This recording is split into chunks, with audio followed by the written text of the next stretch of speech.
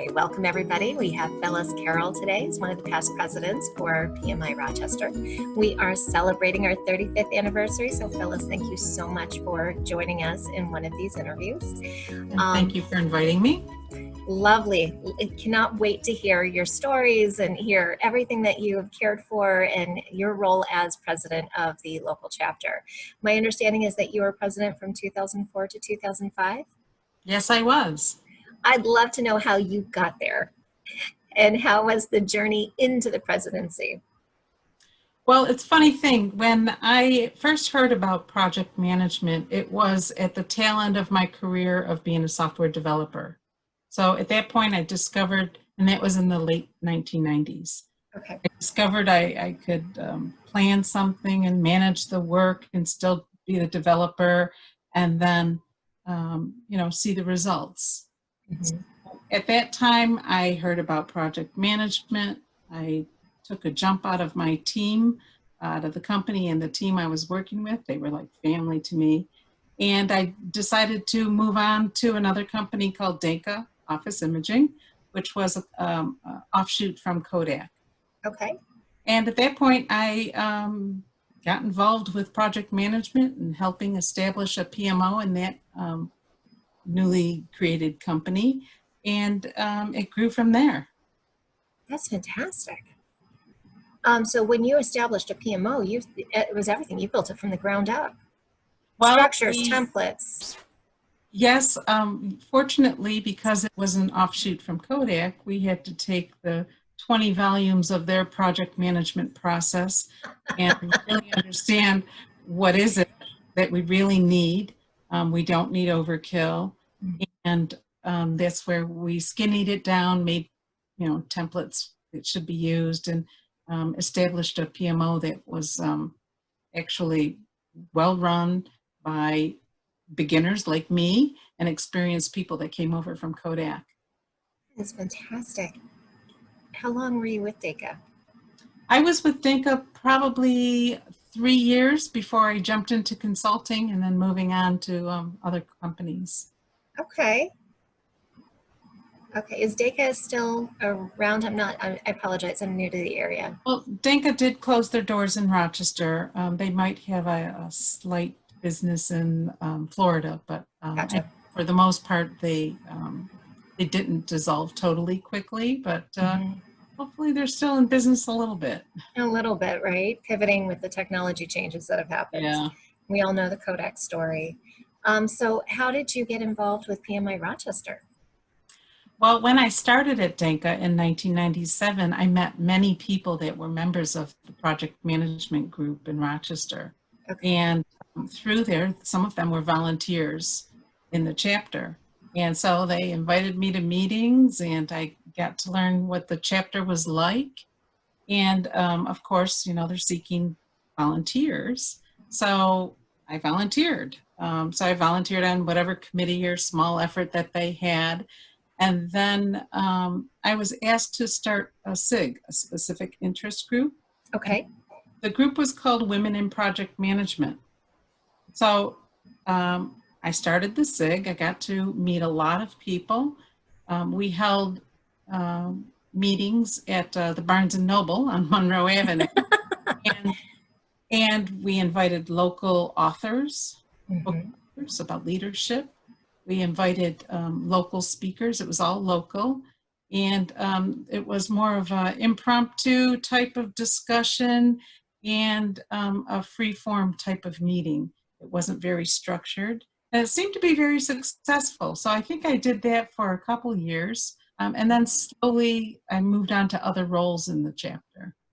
Is this SIG still in existence? No, it's not at the local level, but I think it is at the national level. There still is a Women in Project Management effort. Were you part of that growth to regional and to national? I hope I was.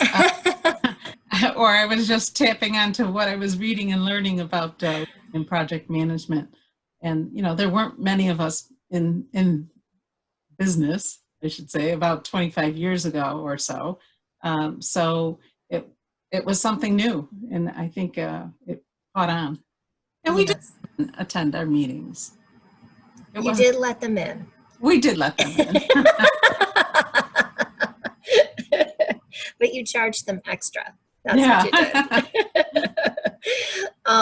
That's phenomenal. I mean, to start fighting for equality in so many different areas. You never hear about that with something like project management, that it had a role for that and for bringing more women into the industry. Today, you hear about trying to get more women into the IT realm, in the IT industry. So it's fascinating to hear that you were a software developer more than 25 years ago.